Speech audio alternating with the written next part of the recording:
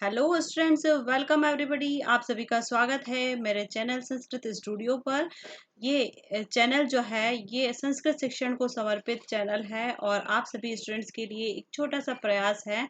आप किसी भी कंपटीशन एग्जाम्स के लिए संस्कृत को पढ़ते हैं तो आप कभी भी कोई भी एग्ज़ाम फेस करें तो स्मार्टली उसको फेस करें और जितने भी क्वेश्चंस आपके सामने आए संस्कृत विषय से संबंधित उन सभी को आप कॉन्फिडेंस के साथ सॉल्व कर सकें।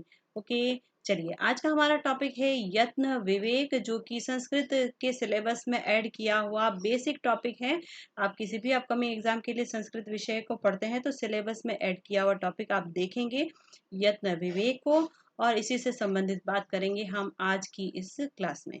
ओके, चलें बात करते हैं यत्न विवेक के बारे में। यत्न होता क्या है, सबसे पहले इसको देख लेते हैं। यत्न का मतलब है प्रयास।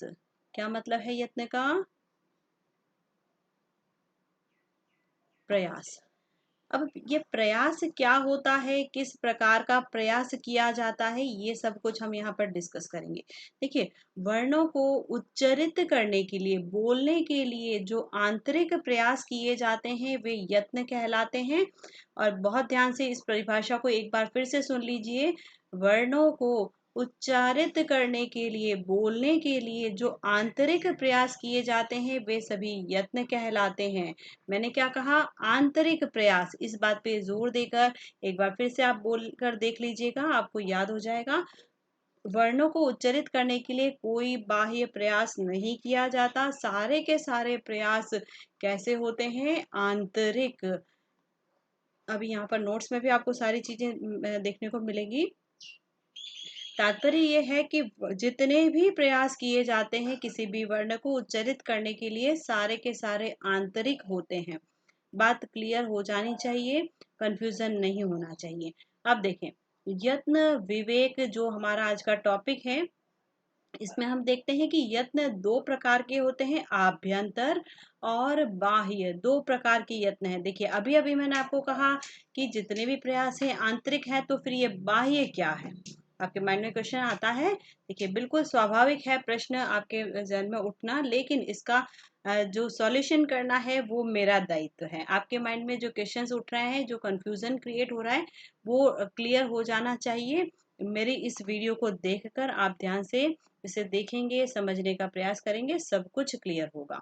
चलें, यहाँ से यत्न विवेक का हमारा टॉपिक स्टार्ट हो रहा है। स्टूडेंट से परिभाषा लिखी है, वर्णों के उच्चारण में किए जाने वाला आंतरिक प्रयासों को ही हम यत्न कहते हैं। और ये दो प्रकार के होते हैं, आभ्यंतर और बाह्य। दो प्रकार के यत्न हैं। यत्न दो प्रकार के हैं, इसे भी हमने अलग से यहाँ पर लिखा हुआ है। एक बार फिर से सुन लीजिए। वर्णों के उच्चारण में किए जाने वाला आंतरिक प्रयास। अब देखें, वर्णों से के उच्चारण के लिए आप आंतरिक प्रयास ही करते हैं। मुख से बाहर कोई प्रयास करते हैं क्या? कभी नहीं करते हैं ना। तो जितने भी प्रयास है मुख के अंदर है। ठीक है, अब समझ लीजिए। आपको समझाने के लिए एक बात मैं बता रही हूँ कि आपका जो ये कंठ है, कंठ जो उच्चारण स्थान होता है, इसके अंदर, कंठ के अंदर, कंठ के भीतर जो प्रयास किए जाते हैं किसी भी वर्ण को उच्चारित करने के लिए, कंठ से पहले भी प्रयास होते हैं, उन्हें हम आभ्यंतर प्रयत्न कहते हैं। और जो कंठ के बाहर है, आप मुख खोलते हैं अपना तो आपको मुख के अंदर कंठ तक का हिस्सा दिखता है, विजिबल होता है ना, इसलिए ये बाह्य है। कंठ से बाद के जो प्रयास हैं ये सभी बाह्य प्रयास हैं, इन्हें हम बाह्य यत्नों की श्रेणी में पढ़ते हैं। और अब आपको ये डाउट क्लियर हो गया होगा, एक बार फिर से सुनेंगे। कंठ से भीतर, कंठ से पूर्व वर्णों का उच्चारण करने के लिए जो प्रयास किए जाते हैं, सारे के सारे आभ्यंतर प्रयत्न में आते हैं, आंतरिक प्रयास कहलाते हैं। और कंठ से बाहर, कंठ से बाहर भी प्रयास आंतरिक ही हैं। ठीक है, यहाँ पे मैंने अभी अभी आपको बताया ना, जितने भी प्रयास हैं आंतरिक हैं, लेकिन इसको हम बाह्य कह सकते हैं क्योंकि हमें दिखता है। तो कंठ से बाद के जो प्रयास हैं ये सभी के सभी कैसे हैं? बाह्य प्रयत्न। ठीक है, यहाँ तक डाउट आप सभी को क्लियर हो गया होगा। अब आ जाते हैं हम आभ्यंतर यत्न के ऊपर। आभ्यंतर यत्न 5 प्रकार के हैं लघु सिद्धांत कौमुदी के अनुसार। स्टूडेंट्स, आप जितनी भी व्याकरण पढ़ते हैं ना, संस्कृत व्याकरण जो स्कूल्स में आपको पढ़ाई जाती है, लघु सिद्धांत कौमुदी के आधार पर ही पढ़ाई जाती है। वरदराज की रचना है। वरदराज ने एक व्याकरण सम्मत ग्रंथ लिखा है, इसे हम लघु सिद्धांत कौमुदी के नाम से जानते हैं। और ये आपको स्कूल्स में इसी के आधार पर व्याकरण पढ़ाई जाती है। वरदराज ने 3 रचनाएं लिखी हैं लघु सिद्धांत कौमुदी, जो यहाँ पे नाम लिखा हुआ है। एक है मध्य सिद्धांत कौमुदी,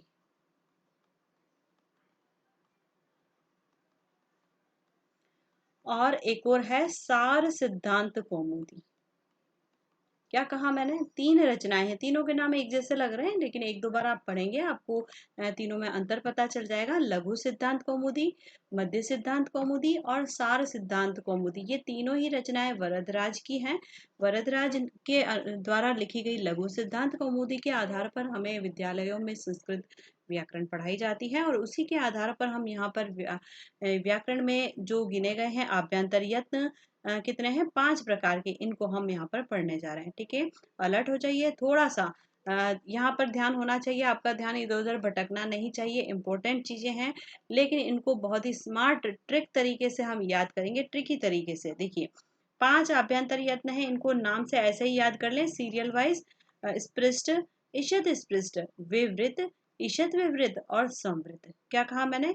इनको ऐसे ही सीरियल से याद करना है, स्पृष्ट, ईशत स्पृष्ट, विवृत, ईशत विवृत और संवृत। ये है आपके 5 आभ्यंतर यत्न। इन आभ्यंतर यत्नों से हम इन वर्णों को बोलते हैं, आंतरिक प्रयास लगाते हैं। तो ये वर्ण कौन से होते हैं जिनको इन आभ्यंतर यत्नों से बोला जाता है, इसे याद करने के लिए एक शॉर्ट ट्रिक बनाई हुई है, इसको देखेंगे आप। देखिए, ऐसे इसके सामने जो लिखे हुए हैं इनको आप याद करने जाएंगे, अच्छी बात है, याद हो जाएगा, समझ भी आ जाएगा, लेकिन जब प्रश्न आते हैं एग्जाम्स में तब हम उलझ जाते हैं। वो गलती जो अभी तक हम करते आए हैं वो नहीं करें, उससे बचने के लिए ये एक पैटर्न बनाया हुआ है, इसको देखें एक बार।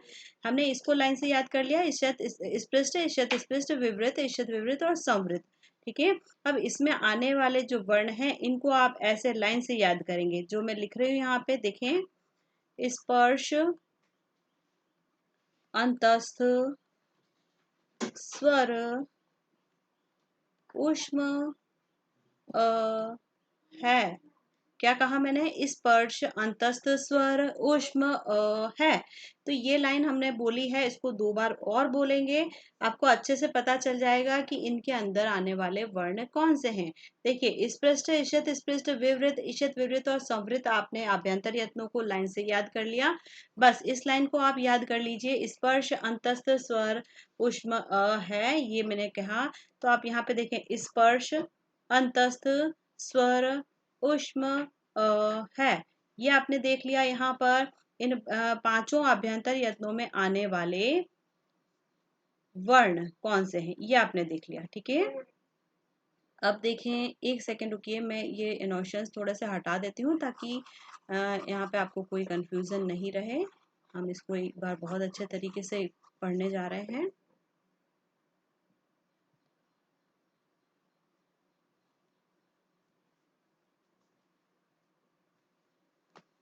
देखिए, क्या कहा मैंने? स्पर्श, अंतस्थ, स्वर, ऊष्म, है ना? तो स्पृष्ट आभ्यंतर यत्न से बोले जाते हैं कौन? स्पर्श वर्ण।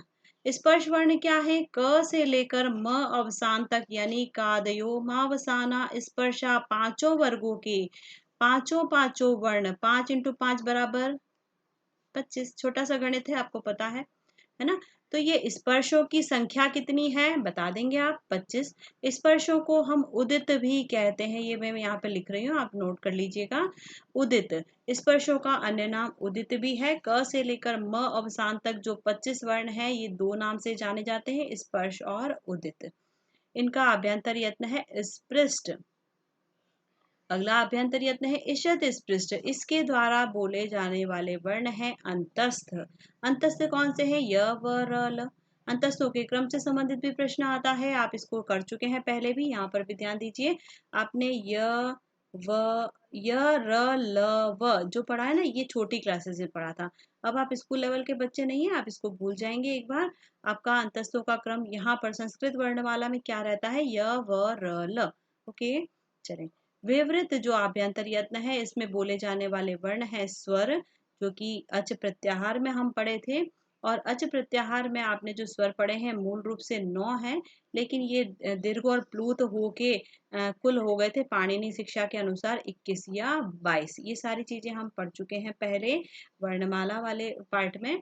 तो आप उसको देख लें, वो वीडियो आपने अभी तक नहीं देखा है तो उसको देख लीजिएगा, ताकि बेसिक चीजें आपके माइंड में क्लियर रहें, टॉपिक्स को समझने में आसानी रहे।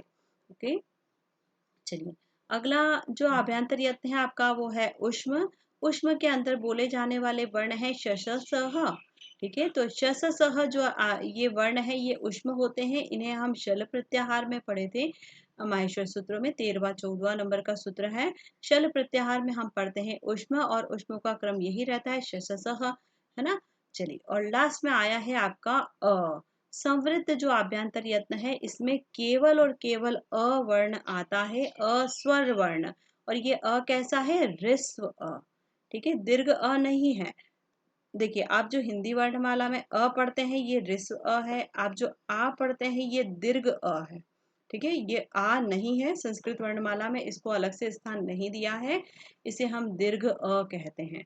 और ऐसा अ, ये अ लिखकर हम इस तरह का चिन्ह लगाते हैं, ये प्लूत होता है ना। उच्चारण समय के आधार पर स्वर वर्णों को 3 प्रकार के भागों में बांटा है, ह्रस्व, दीर्घ, प्लूत, एक मात्रिक, द्विमात्रिक और त्रिमात्रिक। इस प्रकार से ये स्वर वर्ण हमने देख लिए थे। यहाँ पर हम बात कर रहे हैं संवृत्त के अंदर जो अ आ रहा है, ये ऋस्व अ है। तो वही मैंने आपको कहा, स्पर्श अंतस्थ स्वर उष्म अ है। इस लाइन को आपने याद कर लिया, तो इन सभी पांचों आभ्यंतर यत्नों के अंदर आने वाले वर्ण को आप याद कर पाएंगे आसानी से।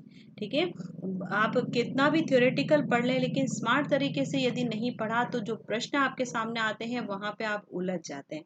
और वो गलती अब नहीं करनी है जो अभी तक करते आए हैं। इसी से बचने के लिए मैं कहती हूँ कि जुड़े रहें मेरे चैनल के साथ में। बहुत ही स्मार्ट और ट्रिकी तरीके से आपको सारी चीज़ें यहाँ पर बताई जा रही हैं।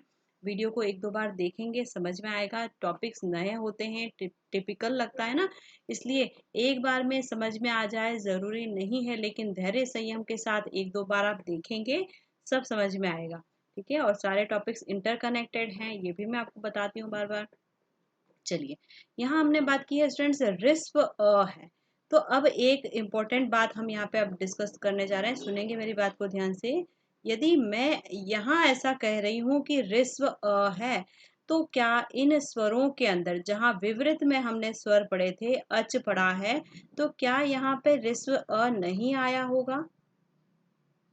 बिल्कुल आया है, यहाँ पर भी रिस्व अ है।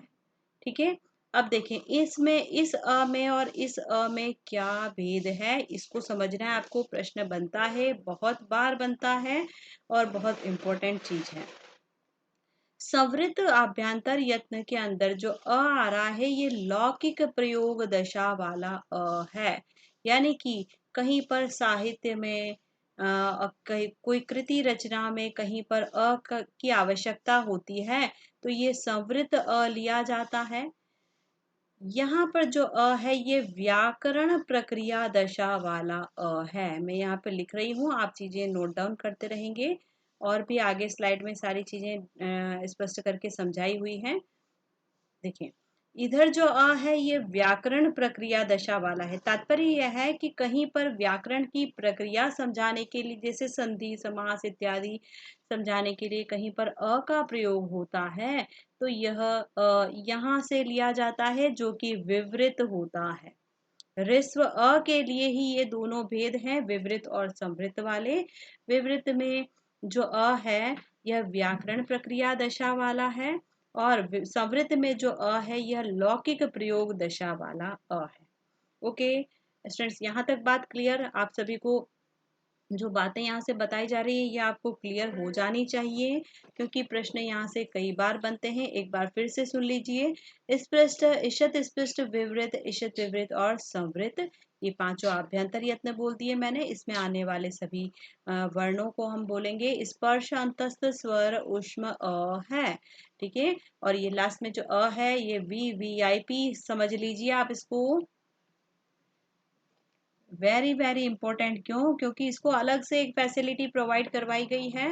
ऋस्व अ को, जो कि लौकिक प्रयोग दशा में है, केवल एकमात्र एक वर्ण यहाँ पर ऐसा आ रहा है जो अकेला है, और इसके लिए अलग से आभ्यंतर यत्न दिया गया है, संवृत्त को। ठीक है, चलिए यहाँ तक बात सभी क्लियर हो गई है, और आई होप कि आपको बहुत अच्छे से समझ में आया होगा। कहीं पे कोई डाउट रहता है तो कमेंट सेक्शन स्टूडेंट्स आप ही के लिए है, कमेंट कीजिए ताकि मैं नेक्स्ट वीडियो में आपका डाउट क्लियर कर सकूं। इस टॉपिक को अभी और भी पढ़ना बाकी है। देखिए यहाँ पर मैं नेक्स्ट स्लाइड लेती हूँ, एक बार उसको आपको समझा देते हैं, उसको आप पढ़ेंगे।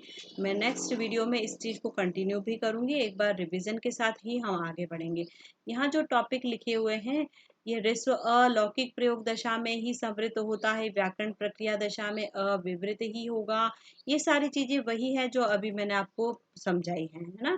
तो ये नियम रूप में यहाँ पे लिख दी गई है, इनको आप पढ़ें, समझने की कोशिश करें। कोई डाउट रहता है तो कमेंट सेक्शन में लिख के बताएं, ताकि आपका जो डाउट है उसको दूर किया जाए। और यहाँ से चीज़ें हम कंटिन्यू करेंगे नेक्स्ट वीडियो में।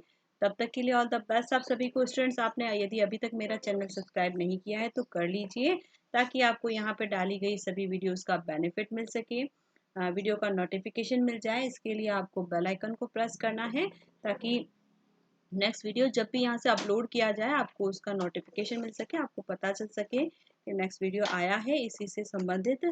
और वीडियो को लाइक कर दें, शेयर कर दें ज़्यादा से ज़्यादा, ताकि सभी स्टूडेंट्स को इसका लाभ मिल सके। स्टूडेंट्स, मेरी शुभकामनाएं आप सभी के साथ हैं। बहुत जल्दी आप अपने लक्ष्य को प्राप्त करें। आपका जो लक्ष्य आपने लिया है जीवन में, सेफ्टी सिक्योरिटी का, अपने सपनों को साकार करने का, ये आपको जल्दी से मिल जाए, ऐसी मेरी शुभकामनाएं हैं। मिलते हैं नेक्स्ट वीडियो में, तब तक के लिए ऑल द बेस्ट आप सभी को। Thank you, bye bye.